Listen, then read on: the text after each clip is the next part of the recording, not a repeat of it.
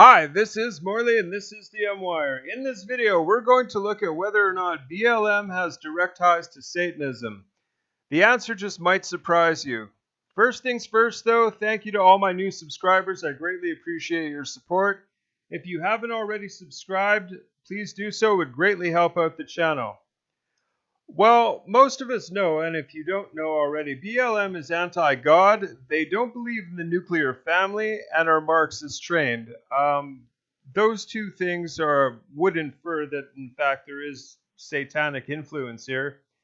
I mean, if you look at all the violence and everything that they've been perpetrating with the riots and whatnot, it's not exactly hard to believe that there's some sort of evil influence.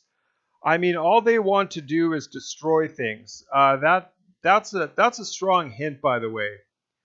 Let's get into this.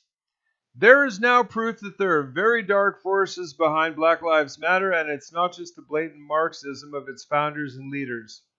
The darkness literally includes summoning dead spirits and allowing them to work through BLM leaders. Sound crazy? BLM bosses admit it. Clues about the true nature of BLM have been available for quite some time.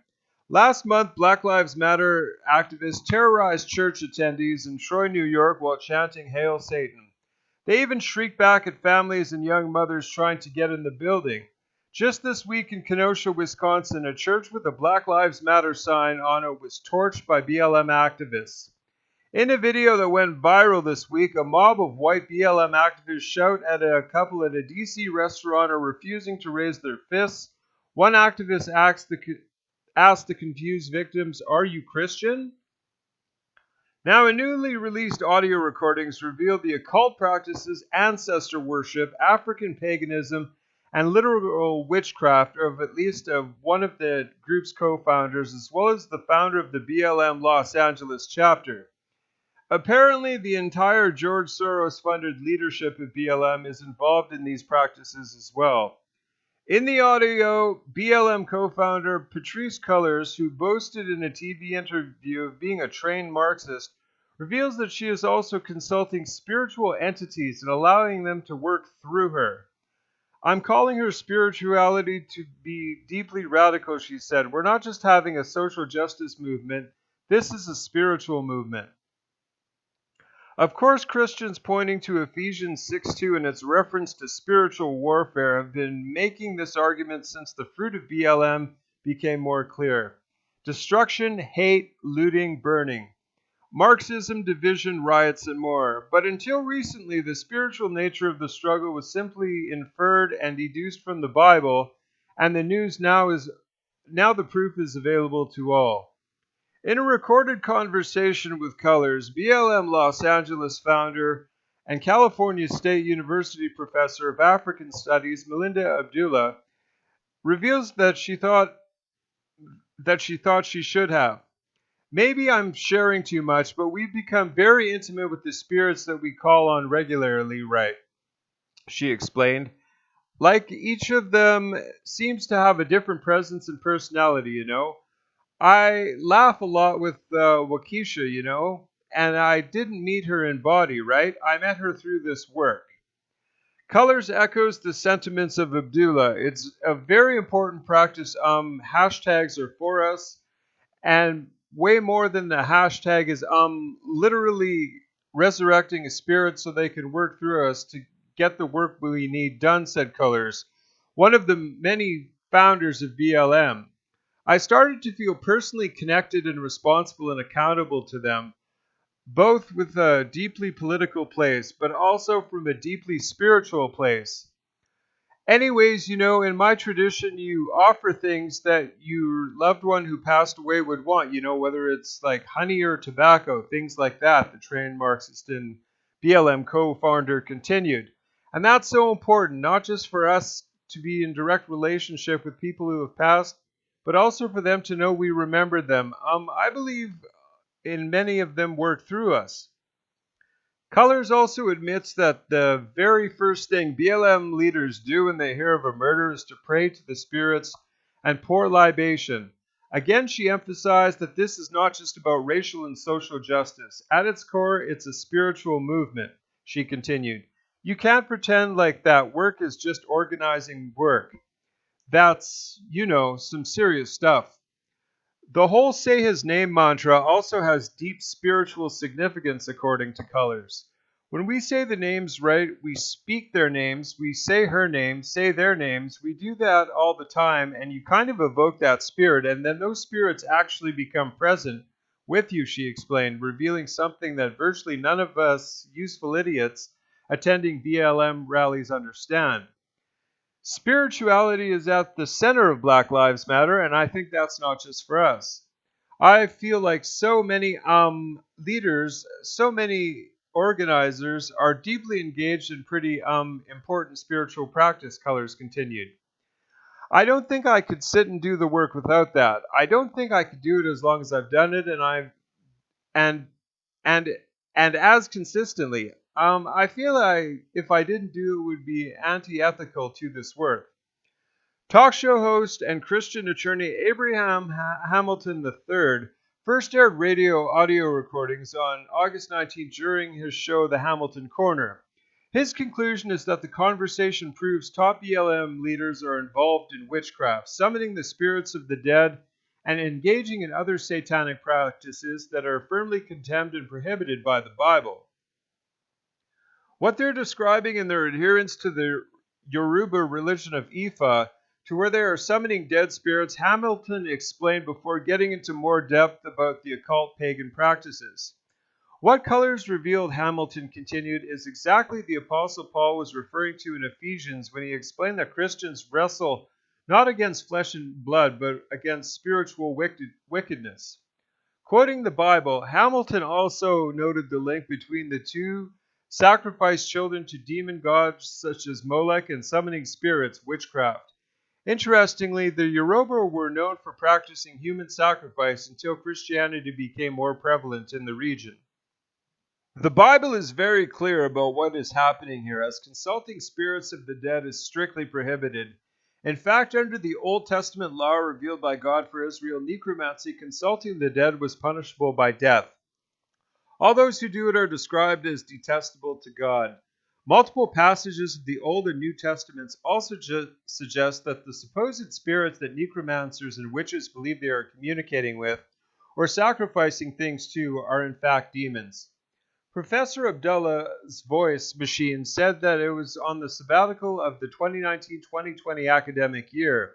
Nobody answered any of the other phone numbers listed at the Pan-African Studies Department, and messages seeking comment by the New American were not returned. Abdullah did not respond to an email before press time.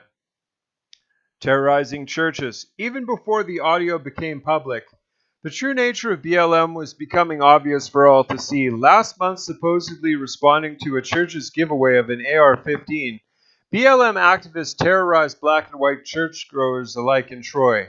They literally beat Christian adults and harassed little children while shouting obscenities and chanting Hail Satan.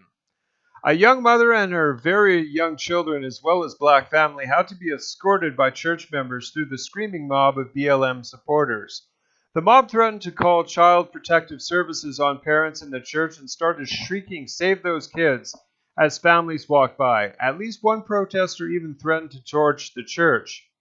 While the scenes at the Grace Baptist Church were captured on video and made headlines across the conservative-leaning independent media, the established propaganda organs and a virtual blackout on the story. Only the paper ran an article, a highly biased article against the church. No politicians rushed to condone the violence and hatred on display. The government official involved has not been fired. The mob was angry about a variety of issues, especially the church's decision to give away an AR-15 rifle.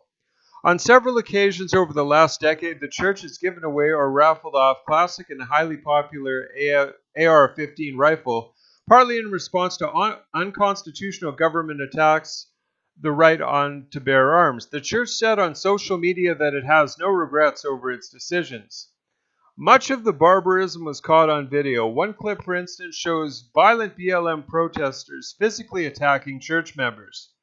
At about 1:20 in the video, a protester can be seen grabbing a church attendee and putting him in a headlock after a verbal spat. Another BLM activist then begins savagely beating the victim, throwing punch after punch. A man identified by the church as Alexander Kontopazis was seen punching two church members from behind before pushing the pastor. Police eventually show up to stop the physical attacks on churchgoers. In a statement to the New American, Pastor John Coletus said to the church has stood firmly against communism and totalitarianism since it was founded in 1987. Too many Americans view the church as weak and apathetic to self-defense and the biblical command to arm ourselves, he said. Explaining the decision to give away to semi-automatic rifle in light as unconstitutional gun policies. We wanted to be an encouragement to lawful gun owners that had been vilified by the anti-Christian socialist media and fake and phony fraudulent religious leaders. When this year's gun giveaway was announced, it brought out the God-haters and devilish forces again, Coletus continued, adding that the reasons for the attack by BLM mob included anger over the church continuing holding services during coronavirus, the preaching and the promotion of firearms ownership through the AR-15 giveaway. We were all angry that we were refused to back down on all accounts. Coletus expressed shock about the screaming mob of BLM activists who mocked and jeered a black missionary family that was attending. Other photos recorded during the attack showed a man identified as the church as Lukey Forbes berating a black man on the steps of the church. The reason? He dared stand with the church against the communist detractors, Coletus said, adding that Forbes was a government employee of the city of Albany who did time in prison for nearly beating a homosexual to death after a pride parade. Making matters worse is that the police refused to intervene until the mob actually became physically violent. Coletus said, in fact, they even sent some church members away rather than protect their rights to religious liberty, freedom of association, and private property from the angry BLM mob. A black couple from our church were turned away by the police because of the mob. Tonight might not be the best day to go to church, he continued. The pastor responded to the hate and the extremism by inviting the mob inside, hoping for peaceful dialogue, and the angry protesters would benefit from hearing the Bible.